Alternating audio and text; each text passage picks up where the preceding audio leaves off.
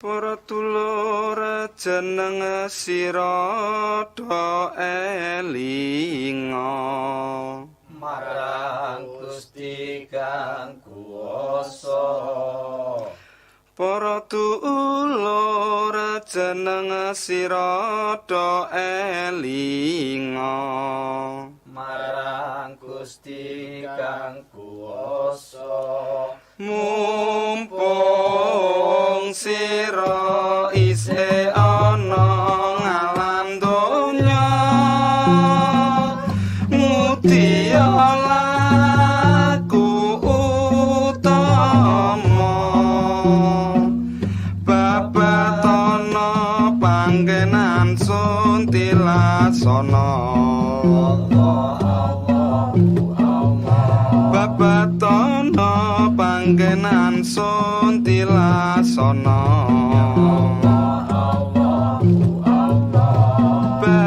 babatono panggenan suntilasana panggenan suntilasana padha lingsa rambut dadi surenana. Othniel Tasman. Ya, saya kenal Othniel sudah beberapa waktu yang lalu dengan beberapa karya-karya, tari-tarian yang dia bawakan, yang akhirnya dia membawa sebuah genre tari tradisional kerakyatan yang ada di daerahnya go internasional gitu ya. Dengan ide-ide kreatif, ide-ide gila dia dengan objek materi lengger, dia bisa mencapai sebuah tingkatan yang sudah tidak sewajarnya hanya sebagai penari, tapi dia bisa mendapatkan sebuah makna simbolis yang bisa dia tuangkan dari proses kehidupan dia, dari laku hambekso dia, sehingga Othniel sampai sekarang pun masih bertahan dan selalu mencari, tidak bertahan diam, tapi bertahan untuk terus mencari di dalam relnya, bertahan di sana terus mencari.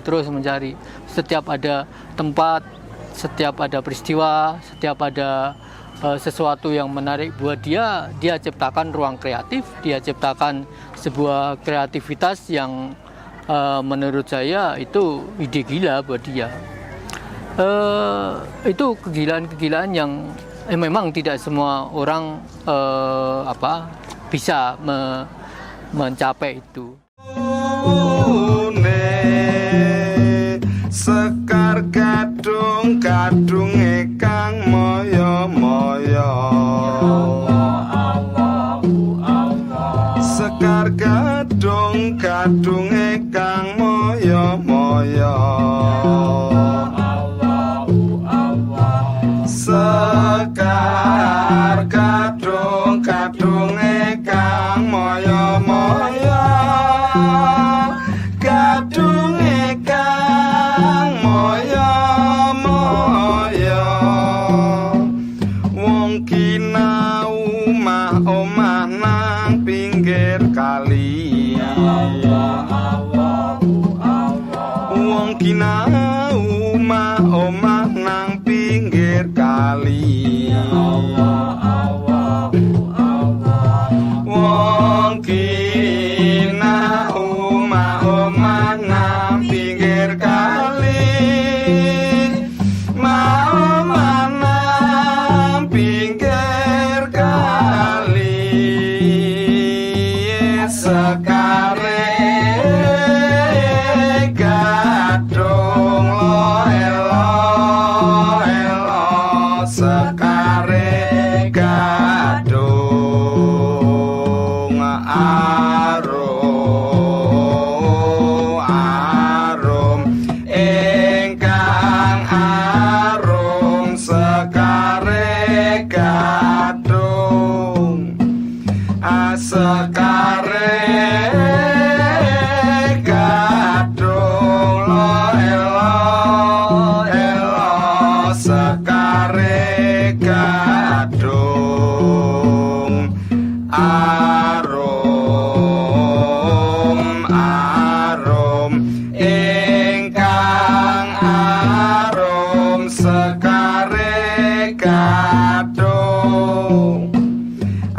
sekali